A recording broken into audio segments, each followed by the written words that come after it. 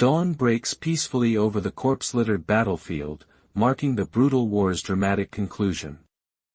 Our badly wounded MC gets carried back toward a massive assembled army outside a grand castle. Shockingly, Victor's alive too, also being carried by loyal allies through the crowd. Soldiers erupt instantly, screaming, "Young Master," and "Captain," in pure, overwhelming relief. Our MC immediately asks if everyone actually made it through this nightmare alive. Grateful and humbled, he thanks his exhausted troops for trusting his elaborate battle plan completely. Comic relief breaks the tension as everyone playfully teases their bearded warrior for downplaying his obvious battle wounds. Someone asks about Belinda's whereabouts regarding Vanessa, their exhausted mage who saved everyone with that devastating spell. Turns out she's already resting safely, moved into the castle by trusted allies. Despite the victory, our regressed MC's expression stays oddly serious, clearly already calculating what comes dangerously next. The playful banter continues as everyone teases their gruff warrior about his supposedly minor scratches. Belinda insists on checking his wounds properly, refusing to let him brush off serious bleeding. Suddenly, someone urgently calls out our MC's real name, catching his complete attention immediately.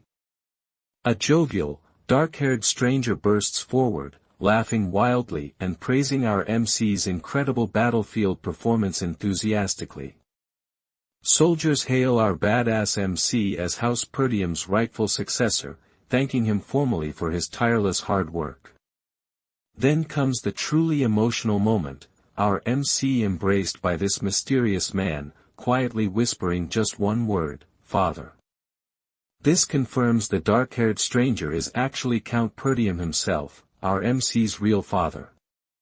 But shockingly, the father then turns and embraces our MC too, treating him with identical warmth and affection. Something deeply significant is happening here, and honestly, viewers should brace themselves for an absolutely massive family revelation coming up next. The father praises our MC genuinely, admitting he thought this entire plan sounded impossible beforehand. Then MC speaks up too, addressing the very same man as "Father," shocking absolutely everyone watching this. Turns out victory was only possible because Count personally held the walls throughout the siege. The MC credits him directly, confirming this truth. Count is genuinely impressed by his son too. Overjoyed, Count grabs our MC's arm, raising it triumphantly while the entire army erupts in celebration. "We won," echoes across the battlefield as soldiers roar, "House Perdium is the victor," repeatedly. Flags rise proudly, everyone celebrates together, and for one glorious moment, pure joy replaces months of brutal warfare. Amid the celebration, though, our MC's expression grows strangely distant and contemplative, clearly processing something much heavier internally. His face throbs painfully, and he murmurs quietly to himself, "I see. This is it. Something heavy looms ahead." Powerful narration text flashes across the screen, "The reason I returned."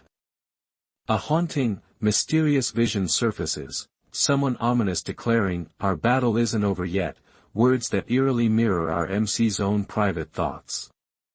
Back in reality, the father gently suggests our MC should rest and gather his soldiers properly first. Our MC immediately refuses, insisting firmly there simply isn't enough time to waste. He declares urgently that they must hurry straight to Count Dygald and demand his official surrender immediately. Waiting until tomorrow, he warns, would already be far too late for their advantage. Our MC reveals crucial context. Count Dygald started this entire war by treacherously breaking their alliance, attempting to seize House Perdium's territory outright. If they hesitate now, Dygald could regroup his forces and strike again someday in the future. Our regressed MC insists they must pressure him now, before Dygald recovers. The father reflects privately, impressed that our MC's already thinking about the future instead of celebrating. He agrees completely, promising they'll pressure Daigold hard and finally end this conflict permanently. Our MC bows respectfully, requesting official authority to act fully as his father's representative. However, the father reminds him that Count Daigold remains a loyal nobleman still connected to the crown. Our MC firmly promises not to be disrespectful, then immediately gathers his loyal mercenaries Kair and Belinda together. Mounting horses swiftly, the group charges full speed toward Daigold's territory without wasting another second. Meanwhile, inside Daigold Castle itself, Count Daigold absolutely explodes with fury upon hearing the shocking news. He furiously demands to know how his forces lost against supposedly weaker House Perdium soldiers entirely. He only agreed to this war because House Desmond promised backing. Now abandoned, Daigold's entire plan has catastrophically fallen apart. Daigold's fury spirals completely out of control, screaming at his loyal aide Lowell mercilessly. He orders compensation money extracted immediately, planning to blame Count Desmond for everything later on. Lowell protests weakly, reminding him they've already poured everything into this failed war.